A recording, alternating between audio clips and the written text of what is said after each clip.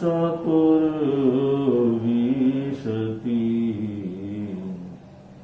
श्रीमन्तो भरतेश्वर प्रभृतयो ये चक्रिणो द्वादश ये विष्णु प्रतिविष्णुलांगलधरा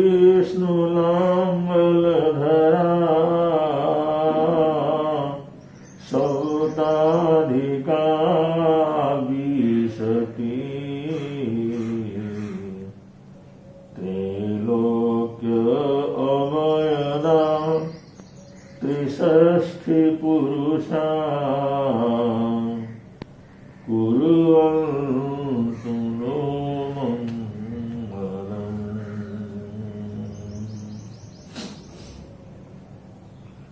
कैलासे वृषभैश्च निर्मितपुरी वीरैश्च पावापुरी चंपायां वासुपूज्य जिनपते सम्मेद शैलेर्हता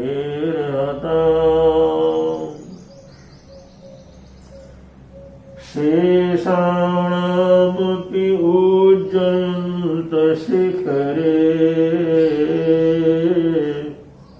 निमिषरस्यारतो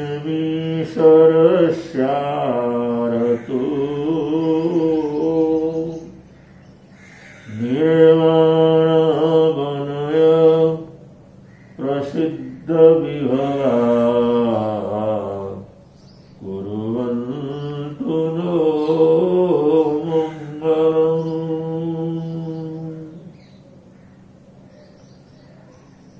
इंद्राग्न्या सुगभूत समकुला व्यक्त सुधर्मास्तथा षष्ठो मंडिक पुत्रको गणधरो मौर्यात्मजा सप्तम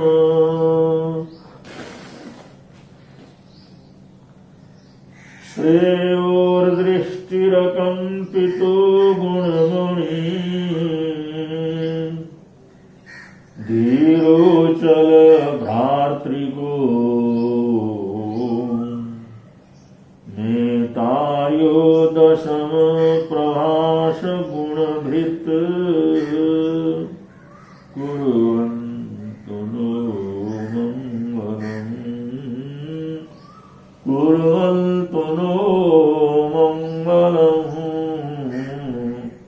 कुर्वन्तु नो मंगलम्।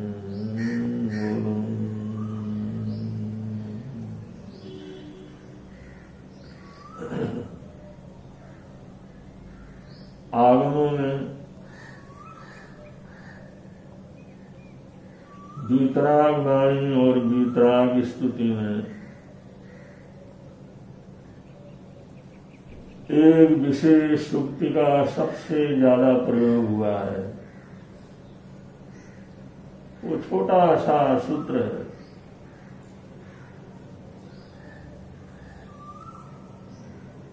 ये 4 शब्दों का छोटा सा वाक्य ऐसा महत्वपूर्ण वाक्य है। इसका चिंतन करें,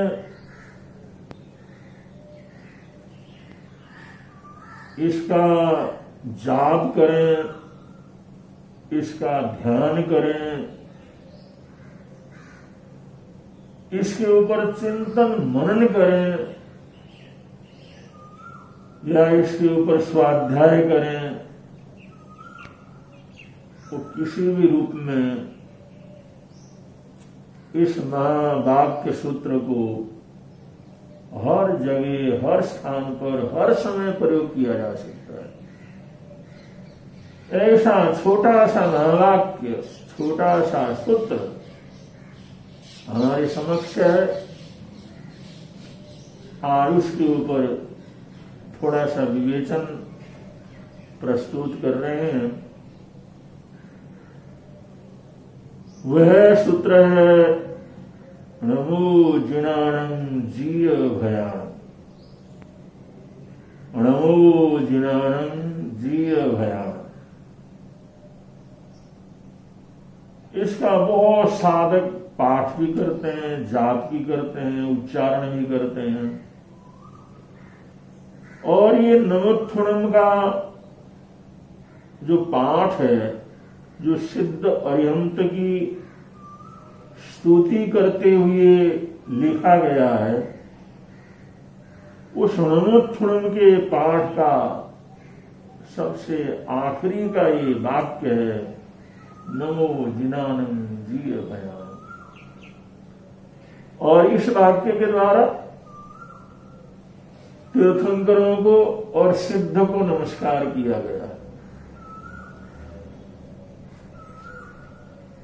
केवलियों को, तीर्थंकर भगवंतों को, सिद्धों को बड़े आदर और सत्कार सम्मान के साथ याद करते हुए, स्तुति करते हुए ये आखिरी वाक्य उच्चारण किया गया है नमो जिनानं जीय भयान। ये गहन अर्थ को अपने अंदर समाया हुआ है। नमो जिनानं, मैं उस जिनेन्द्र भगवान को नमस्कार करता हूं, उस जिनेन्द्र भगवान की स्तुति करता हूं, उस वीतराग महापुरुष सिद्ध बुद्ध मुक्त आत्मा को नमस्कार करता हूं। जीय भयान, जिन्होंने भय को जीत लिया, जो निर्भय रूप हो गए, भय मुक्त हो गए। नमो जिनानं, नमस्कारो उन जिनेन्द्र भगवंतों को जो भय से संपूर्ण रूप से मुक्त हो गए। इसको इतनी महिमा इसलिए दी गई है कि ये सारा संसार और संसार भर में जितने भी मनुष्य हैं या जितने भी पशु हैं, जितने भी चौरेंद्रिय, तेन्द्रिय, बेन्द्रिय जीव जंतु हैं या एकेंद्रिय स्थावर जगत क्यों न हो, 84 लाख जीवायोनि संपूर्ण जगत में, तीनों लोक में जो भी चैतन्य जगत है, जहां पर भी चेतना है, जहां पर प्राण है, जहां पर मन है, वो सर्वत्र भय व्याप्त, डर व्याप्त, सभी डरे हुए रहते हैं।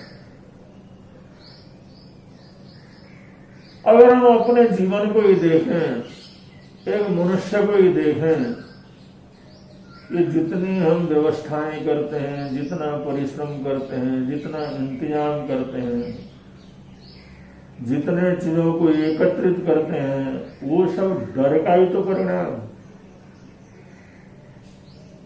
वो बचने के लिए, डर से मुक्त रहने के लिए, सुरक्षित रहने के लिए, जीने के लिए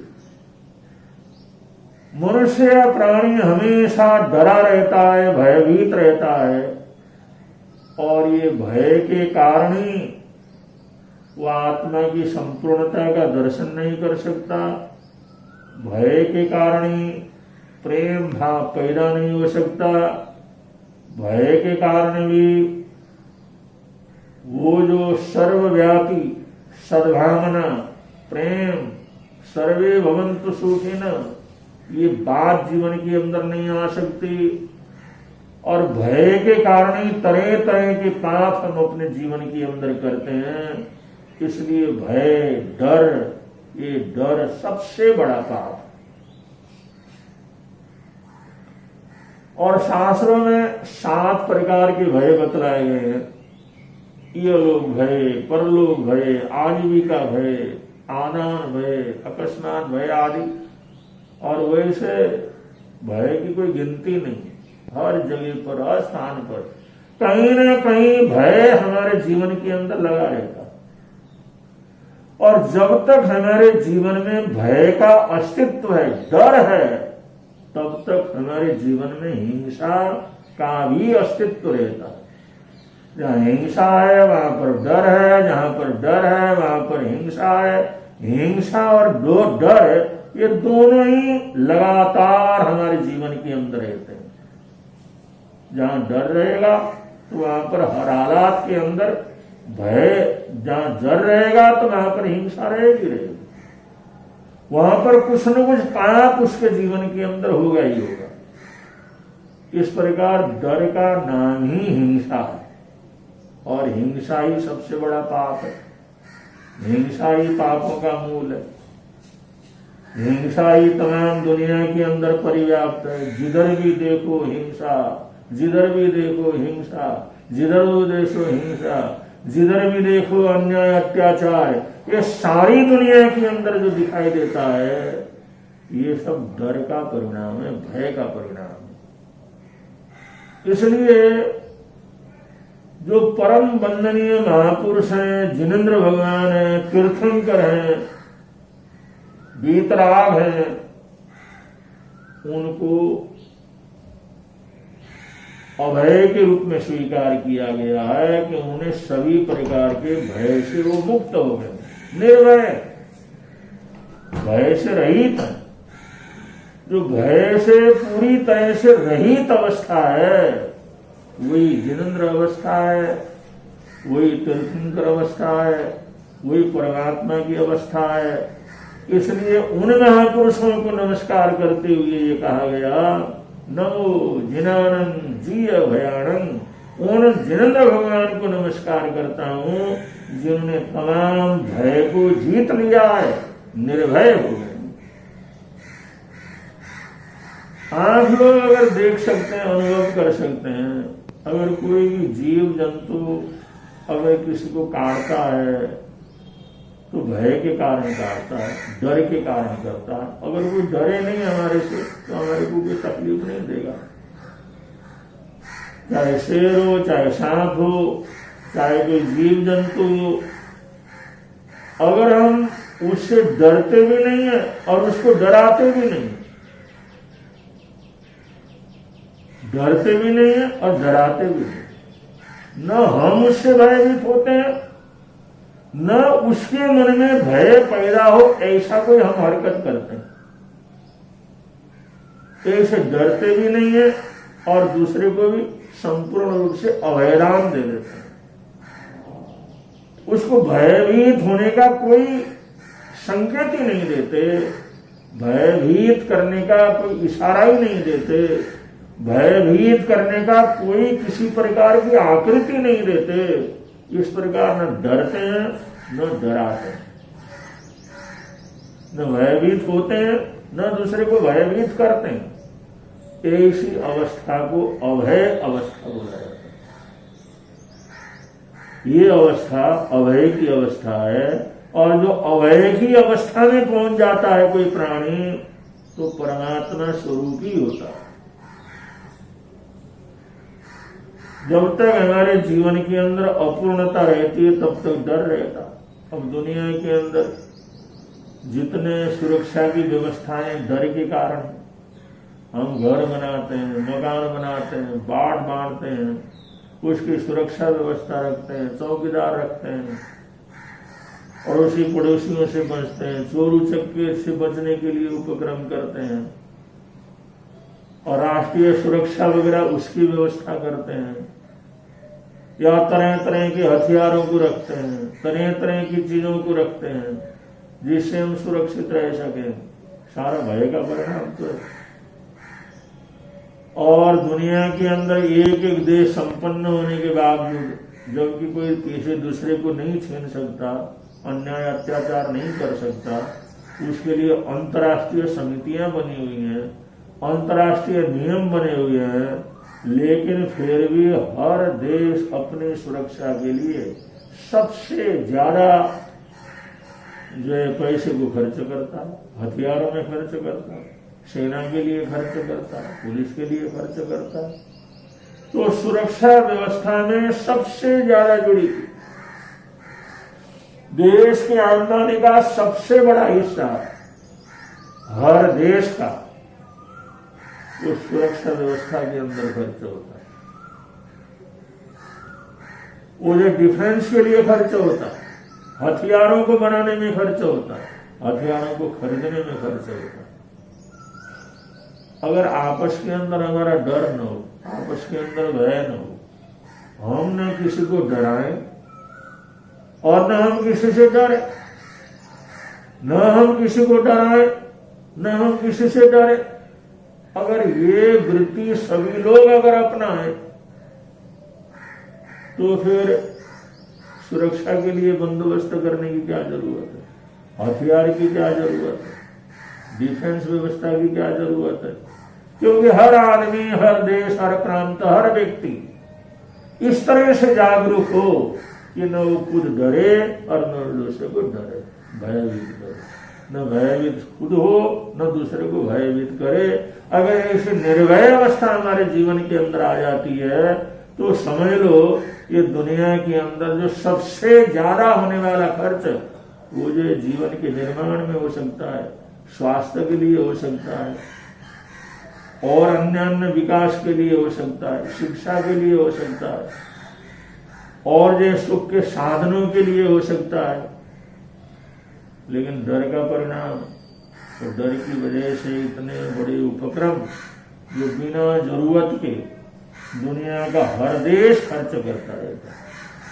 तो अवय बहुत बड़ी चीज है, अवयदान बहुत बड़ी चीज है, अवय अवस्था को प्राप्त करना बहुत बड़ी चीज। भगवान महावीर स्वामी जो राज परिवार में जिन्होंने जन्म लिया और 30 वर्ष की उम्र में राज वैभव जो उनको मिल रहा था वो सब कुछ छोड़ करके वो संन्यास पथ के ऊपर चले, अवय के मार्ग के ऊपर चले और उन्होंने साधना पथ को अपनाया, मौन धारण किया, क्षमा धारण की और ये तपस्या उन्होंने 12-12.5 वर्ष तक तपस्या की। और करीबन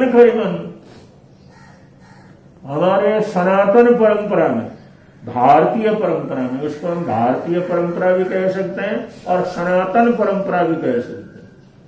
भारतीय कहें, सनातन कहें, हिंदू कहें, ये वास्तव में मिलती जुलती भाषा है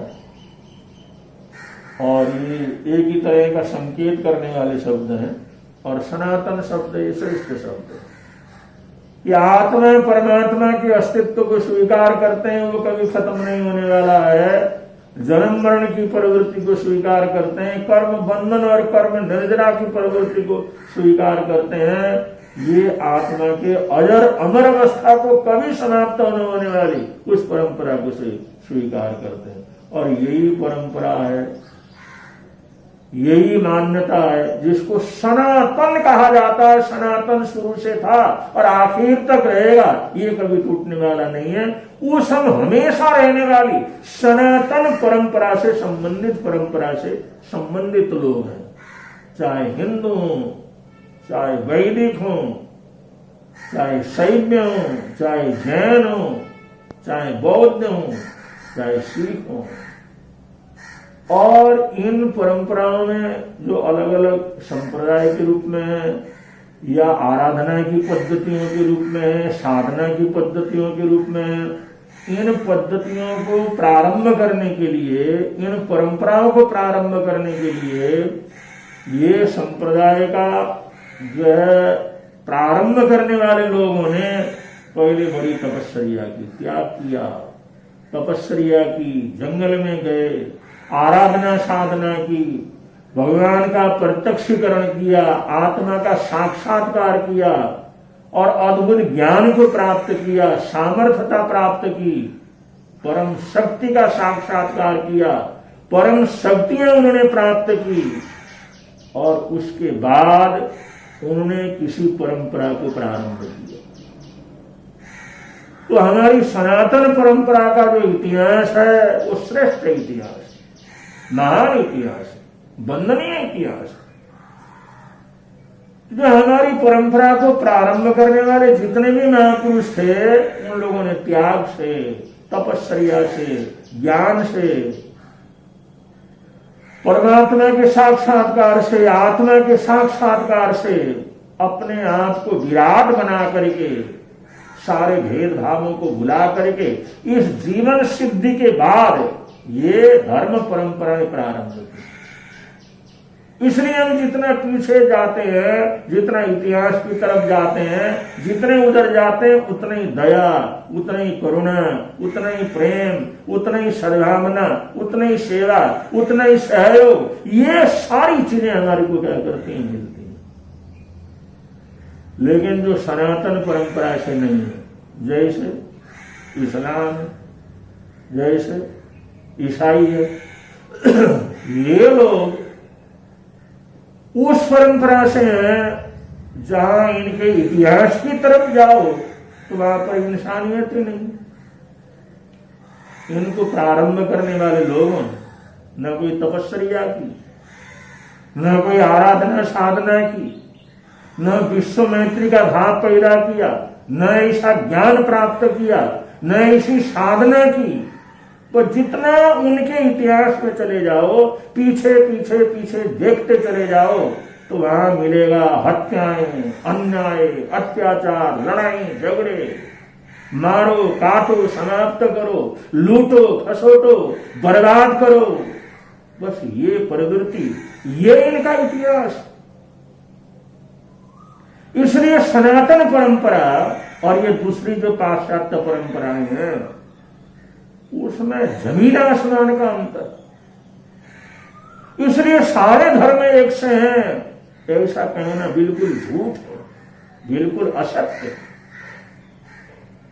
सनातन परंपरा और सनातन परंपरा से संबंधित जितने भी महापुरुष हैं, उन लोगों ने त्याग से, तपस्या से, वैराग्य से, साधना से परिपूर्ण होकर के ये धर्म संप्रदाय को चालू किया।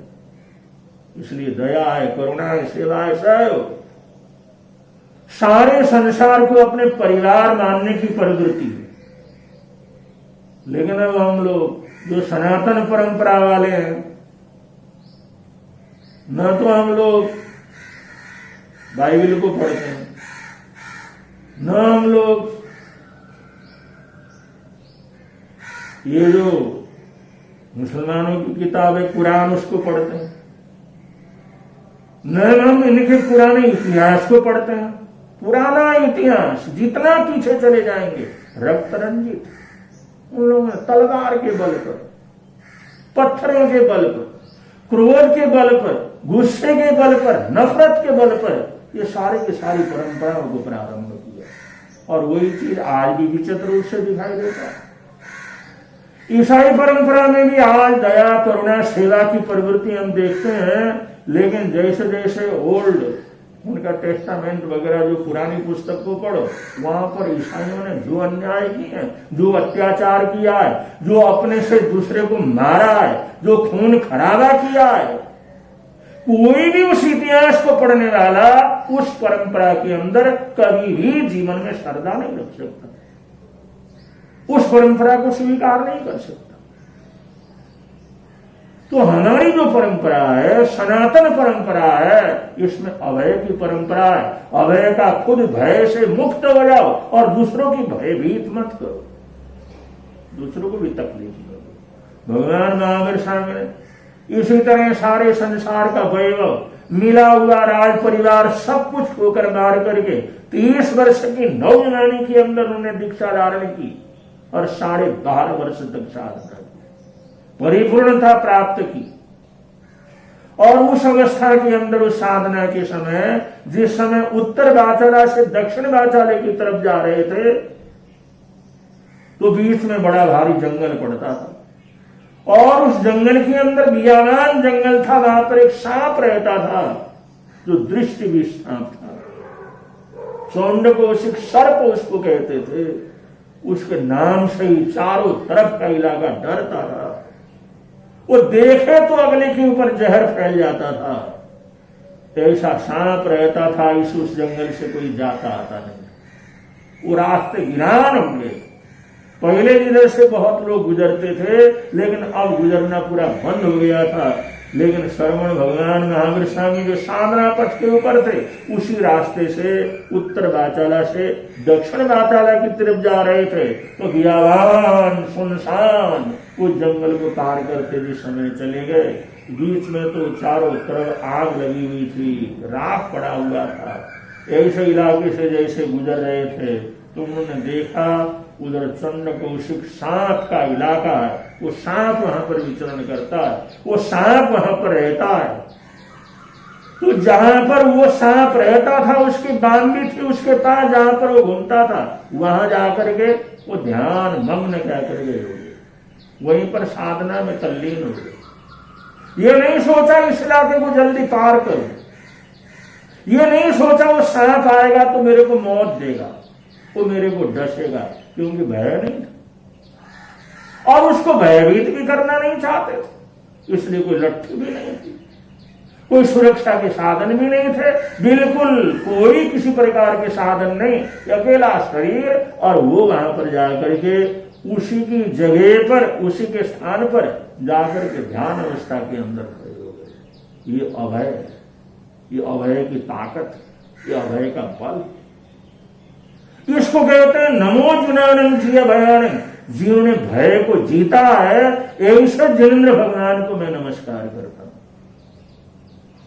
और जिस समय उस भयंकर क्रूर चंडकोशिक सर्प को थोड़ी गंध आई, वो अपने कील से निकला और निकल करके देखा तो सामने एक आदमी खड़ा, नग्न खड़ा। उसके मन में भी आया, अरे कौन ऐसा अज्ञानी यहाँ पर आज मेरा शिकार बनने के लिए यहीं पर आया है। जिस समय उसने अपने सिर को, अपने मस्तक को हिलाया और वहां से धीरे धीरे आगे बढ़ा, लेकिन वो गर्दमान, वो तो अभय के साक्षात प्रतिमूर्त थे, उन्होंने कोई प्रतिकार नहीं किया, अपने स्थान पर खड़े रहे। इसने जाकर के फुंकारे मारे, उनकी तरफ देखा, क्रोध किया, लेकिन उसका कोई प्रभाव नहीं हुआ। अब जहां पर डर नहीं हो, भय नहीं हो, तो कोई जीव जंतु भी उसके ऊपर वार नहीं कर सकता। अगर सामने से शेर आया, अगर कोई आदमी बिना आंखों को झपके उसकी तरफ देखे, निर्भयता से देखे, तो शेर सामने ही खड़ा हो जाएगा, एक कदम आगे नहीं बढ़ सकता। सांप आता, अगर सांप के सामने भी अगर निर्भय होकर के अगला आंख बिना झपके ही उसको देखने लगे, तो सांप भी आगे नहीं बढ़ सकता। और ऐसे रोजमर्रे कुत्ते वगैरह होते हैं, और ये जो जीव जंतु वगैरह चलते हैं, जैसे बंदर वगैरह हैं, दूसरे पता नहीं कितने जीव जंतुओं का सामना मनुष्य को करना पड़ता है। डरता है तो सब उसके पीछे भागते हैं, जहां पर डर छोड़ करके खड़ा हो जाता है तो सारे के सारे खड़े हो जाते हैं। डरे हुए को डराते हैं, सभी डरते हैं। हम डरते हैं तो वो भी डरता है, हम डरते हैं तो हम हिंसक होते हैं, वो डरता है तो वो हिंसक हो जाता है। क्योंकि डर में तो हिंसा है, और डर में तो एक दूसरे को मिटाने की प्रवृत्ति है। एक दूसरे से डरते हैं, इसलिए एक दूसरे को हम मिटाते हैं। इसलिए भय को भगवान ने सबसे बड़ा पाप का, जैन दर्शन में भय मुक्त होना ये सिखाया गया। और वो सांप आया, उसने चक्कर लगाया, डराने की कोशिश की, भयभीत करने की कोशिश की, लेकिन हार गया। तो उसका गुस्सा बढ़ता चला गया, और इतना बढ़ता चला गया, उसने महावीर के पैर में जिस समय डंक मारा तो उनकी खून की बूंद उसके मुंह के साथ, उसके दांत के साथ लगी। वो अभय के प्रतीक, ओ तिन्नानं तारियाणं महानात्मा, वो शरवण भगवान महावीर वितराग निर्भय अवस्था के अंदर थे, और उनके शरीर के खून के बूंद का स्पर्श होने से ही उस सांप का सारा जहर खत्म हो गया। वो भी बिल्कुल, उसका क्रोध खत्म हो जाता, वो भी ठंडा हो जाता, और वो देखता रहता कि ये पुरुष कौन, और उनको देखते देखते वो इतना शांत हो गया, इतना शांत हो गया, उसको कुछ समझ में नहीं आया। जहां मैं देखता हूं, खूंखार मारता हूं, उसी से जीव जंतु मर जाते हैं, लेकिन इसको तो डंक भी मारा, लेकिन कुछ भी हरकत नहीं। उनको देखते देखते देखता ही रहा, देखता ही रहा, देखता ही रहा। भगवान महावीर स्वामी ने सिर्फ इतना ही कहा आशीर्वाद देते हुए, समुज्जय तुम जाग जाओ। उसको जाति स्मरण ज्ञान हुआ और पिछले जन्म की सारी जानकारी उसको मिल गई। ये अभय का परिणाम। वो चंद्रकोशी जैसा सर्प, वो दुष्ट प्रकृति का सर्प, महाक्रोधी सांप, वो भी जाति स्मरण ज्ञान के प्रकाश से प्रकाशित हुआ, अब एक शांत हुआ और वो तो सभी प्रकार की जानकारी अपने आप में। ये जो परिचय, ये स्थिति हमेशा हमेशा के लिए बदले, ये अभय का परिणाम, डर न होने का परिणाम। इसलिए अभय रूप की आराधना करना, डरना भी नहीं और डराना भी नहीं, भयभीत होना भी नहीं और दूसरे को भयभीत करना भी नहीं। ये जो अभय की साधना अगर हम करते हैं तो हम थोड़ा थोड़ा भी इसकी आराधना साधना करें तो अपने दैनंदिन जीवन में अपना जो हमारा जीवन है, व्यवहार है, चाहे हम परिवार के रूप में या रिश्तेदारों के रूप में या लेन देन के रूप में या राज परिवारों के साथ मिलना मिलाना है या और भी हमारा राजनीतिक जीवन है, सामाजिक जीवन है या पारिवारिक जीवन है, इन सभी स्थानों पर ये अभय की आराधना करें, अभय की साधना करें, अभय को हम जीवन के अंदर साधें और उसका प्रयोग करके चले तो बहुत सी समस्याओं का समाधान बिना प्रयत्न के हम बड़े आराम से प्राप्त कर सकते हैं और एक शांतपूर्ण अच्छा जीवन के अंदर जी सकते हैं। ये भय को जीतने का, डर को जीतने का, भयमुक्त होने का अत्यंत उत्तम परिणाम है। जो इसका अनुसरण कोई करेगा तो यहाँ भी आनंद रहेगा, प्रभव के अंदर भी आनंद रहेगा। इन्हीं मंगल कामनाओं के साथ, इन्हीं सद्भावनाओं के साथ सबके लिए मंगल कामनाएं, सबके लिए आशीर्वाद देते हुए अपने वक्तव्य को विराम दे रहे हैं। बोलिए भगवान महावीर स्वामी की।